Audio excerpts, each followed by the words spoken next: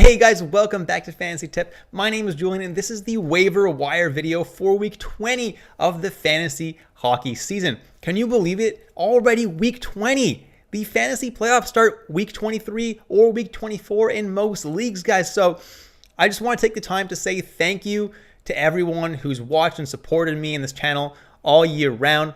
And for all you guys that have just started watching recently, I really do appreciate each and every subscription, each and every like, each and every view. So thanks for that, guys. And it looks like we're about to hit 3,000 subscribers. So for those of you who haven't hit that subscription button just yet, do so, because hitting 3,000 subscribers really would mean the world to me.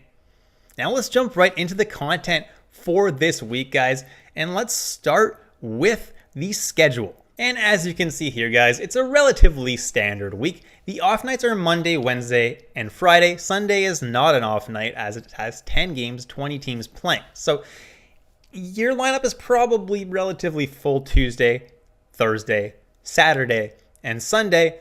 But if you look in your lineup, you probably do have a good amount of space to stream players for Monday, Wednesday, and Friday. Now, there are a few teams that have really good schedules for this week. And one of them is the Calgary Flames. Why? Well, they play 5 games this week. It's super rare that you see a team playing 5 games in a given week, but Calgary has that. They play Monday, Tuesday, Thursday, Saturday, and Sunday. Obviously, only Monday is an off night out of those days. But if you do have a Flames player like Johnny Gaudreau, you're already looking really good to win this week. And obviously, if you have room on those nights somehow, you can stream a guy that's also a really good play. And then there are a few teams that play on 2 of the off nights, either Monday, Wednesday, Monday, Friday, or Wednesday, Friday. And those teams are Columbus, Edmonton, the New York Islanders, Vancouver, and Washington. And then there are a couple teams that have a really bad schedule this week, and they only play 2 games.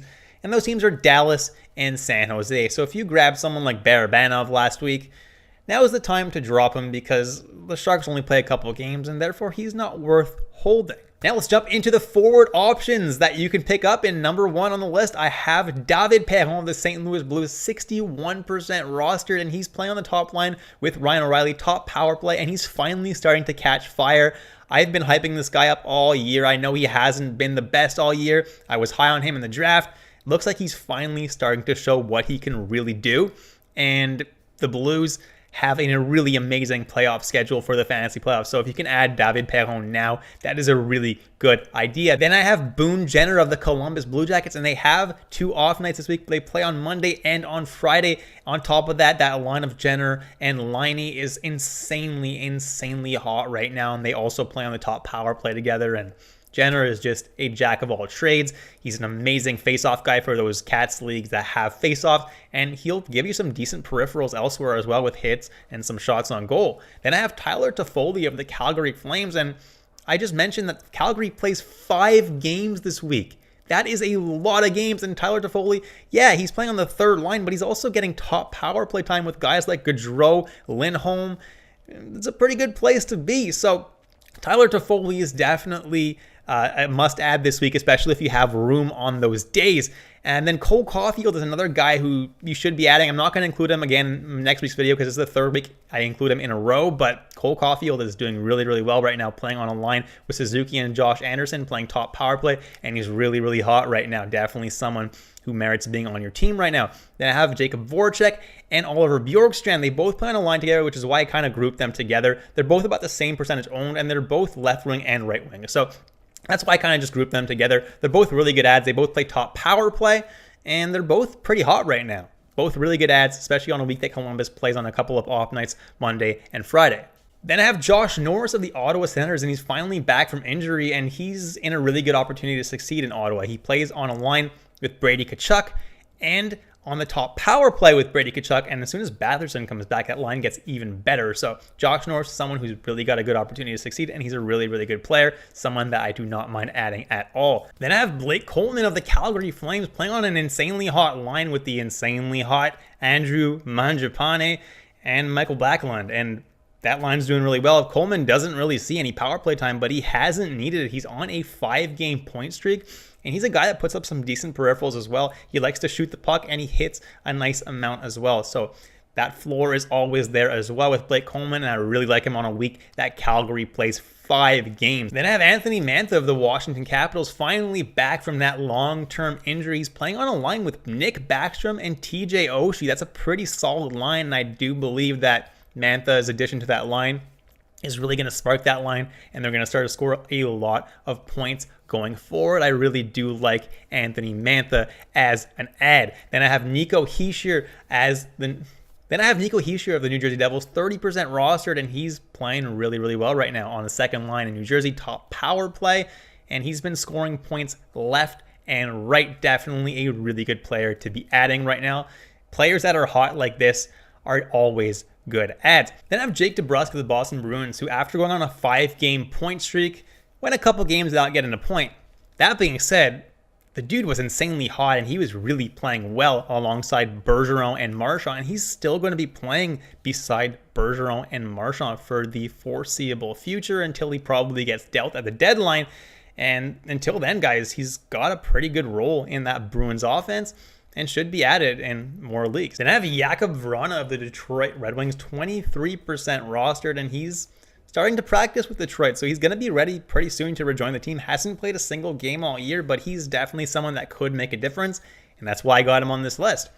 Then I have Yegor Sharangovich of the New Jersey Devils, and he's playing on the top line with Jack Hughes and Dawson Mercer, and Sharangovich is insanely hot right now, and definitely someone that merits an add to your team until he cools down. Then I have Josh Anderson of the Montreal Canadiens, only 17% owned, and he's playing on the top line with Suzuki and with Cole Caulfield, both who are insanely hot. He's also getting a good amount of top power play time, and he's also been producing, so definitely someone who's a pretty solid add to your team. Montreal doesn't necessarily have the best schedule next week. They play Wednesday, which is great because it's an off day. Then they don't play again until Saturday and Sunday, which is, I mean, it's not so bad, but there are definitely better schedules. But Josh Anderson, if he's available, definitely still a solid add. Then I have Michael Backlund of the Calgary Flames, 17% rostered, plays on that line with Blake Coleman and with Andrew Mangiapane.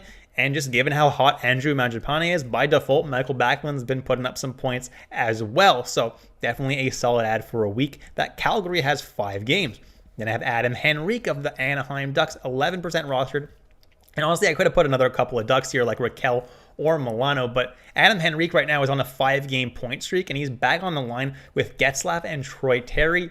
And that line had so much chemistry at the beginning of the year. So if they can find that again, Henrique is due for a lot of points. Then I have Nick Schmaltz of the Arizona Coyotes, and the dude is insanely hot right now, playing on the top line and top power play with Clayton Keller.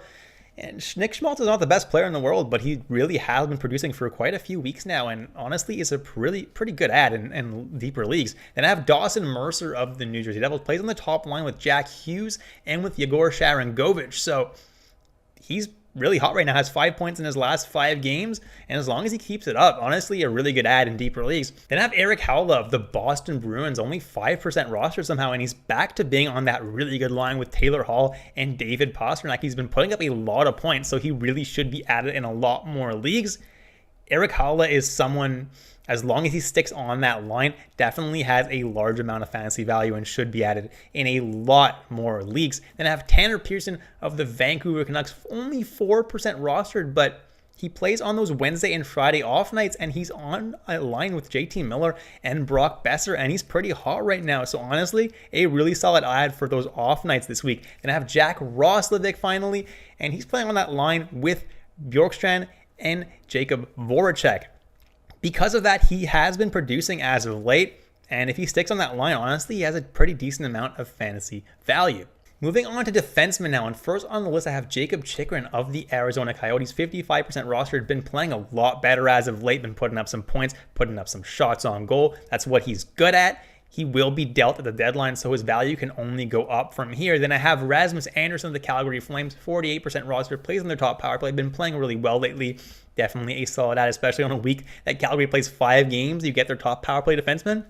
That's a pretty good idea. Then I have Damon Severson of the New Jersey Devils, 34% roster, and even though Dougie Hamilton is back, Severson has remained on that top power play, and because of it, he's been producing and makes for a really good fantasy add. Then I have Oliver Shillington and Noah Hannafin of the Calgary Flames. Both of these guys seem to get power play 2-time. Neither of these guys are overly valuable, but on a week that Calgary plays 5 games, you're likely to be able to fit a defenseman in your lineup on those days. So honestly, pretty solid streamers for 5 games. Then I have Connor Murphy of the Chicago Blackhawks, 11% rostered, and this guy's good for blocks. If you need blocks in a Cats League or whatever it is, Connor Murphy has been putting up more blocks than basically anybody else in the NHL.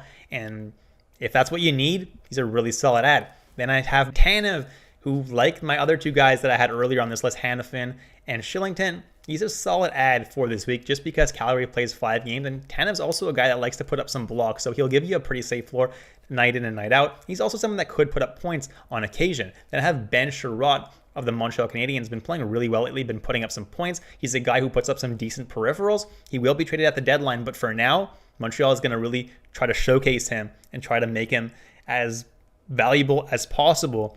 And that's why he's a pretty solid ad right now. Then I have Eric Goodbranson of the Calgary Flames. And just like all the other Flames I have on this list, they play 5 frickin' games this week. Goodbranson's been hitting a lot lately, and therefore, if you're in a hitting league, he's going to give you a pretty safe floor night in and night out. And if 5 games of that, that's a pretty solid ad. And I honestly could have even included Zadorov, who's the last Flames defenseman who I didn't include in this list. He'll give you some hits as well, so he's someone that you could potentially consider adding. Last but not least, I have Travis Hamonic, and he's finally playing for the Canucks. I think he wasn't vaccinated, so he wasn't able to play across the border or whatever it was, but he is playing now, and he puts up a pretty safe floor with blocks every night. He'll put up a point every now and then as well. He's honestly a pretty safe floor guy, and for only 1% rostered, if you're in an insanely deep league, honestly, he makes for a decent ad. Moving on to goalies now, and first on the list I have Vitek Vanacek of the Washington Capitals, 58% rostered, and he's back. He's finally healthy again, and he should be the starter in Washington going forward. Then I have Kaapo Kahkonen of the Minnesota Wild, 49% rostered, and listen, neither Wild goalie has been that good, but to me, Kakonen's been the better one, so he should get more starts going forward. Then I have Mikko Koskinen of the Edmonton Oilers, 49% rostered, and Mike Smith has not been good, and Koskinen has actually been playing well, surprisingly, so as of right now, Koskinen is the starter in Edmonton and should continue to get the bulk of the starts. Then I have Cal Peterson of the Los Angeles Kings. Looks like he's going to start to get the bulk of the starts in Los Angeles because Quick has not been playing very well, and Peterson's been getting a lot more play time than Quick has, although he hasn't exactly been extraordinary. He's still the guy who probably will see more starts going forward. Then I have Anton Forsberg of the Ottawa Senators, 18% owned, and I warned you guys last week. I said Murray is the starter in Ottawa, but if Forsberg plays well, if Murray starts to crumble a little bit, Forsberg is going to be the guy going forward. And he had a really solid performance, allowing only 3 goals and almost 50 shots against Florida. So Anton Forsberg is probably going to get at least half the starts going forward in Ottawa. So he's definitely played himself into contention for that starter position in Ottawa, that's for sure. Then I have Adin Hill of the San Jose Sharks, 17% rostered, and he should be back from injury soon. James Reimer is now week to week with an injury, so as soon as Adin Hill comes back, the starter job is his. Until Adin Hill comes back, I would say that it's probably Stalock's job. We'll see, but I think Adin Hill will be back early next week, so I don't think Stalock's going to have the job too long, especially since San Jose doesn't play until Thursday anyway. Then I have Craig Anderson of the Buffalo Sabres, 8% rostered. He seems to be getting the majority of the starts in Buffalo. Earlier, it was him and Tokarski splitting the starts, but it looks like Anderson is getting about 2/3 of the starts these days. He's not playing overly great, but he at least is a starting goalie if that's what you need. Then I have Samuel Montembeault and Andrew Hammond of the Montreal Canadiens, both about 6-7% rostered. And right now, I would prioritize Hammond since he's been playing a little bit better. Montembeault had a really brutal game against the Winnipeg Jets the other night. But you know what? They're both splitting starts right now, so they're both guys who you could consider keeping on your team. Again, Hammond is my priority, though, if you're going to choose one of the two of them. Then I have Kirill Vejmelka of the Arizona Coyotes. Had an insane game against the Colorado Avalanche. He actually beat the Avs, allowing only 1 goal in 40-plus shots. Yeah, he had a crazy, crazy night, and good for him. He's definitely resumed his starter roles in Arizona, and he's someone that I do like if you do need a goalie rest of season. Then I do have Nico Daws of the New Jersey Devils, and with Blackwood and Bernier out, and John Gillies is just not playing all that well, Nico Daws seems to be the guy right now in New Jersey, and if you're desperate and in a deep league, he is the starter as of right now in New Jersey. And that's it, guys. Thank you so much for watching all the way through. Please hit that subscribe button. We're about to hit 3,000 subscribers, so hitting that button really would mean the world to me. Would love to hit 3,000 subscribers in the next few days. That would be absolutely amazing. Until next time, guys, I'll catch you in the next episode of Fantasy Tipped.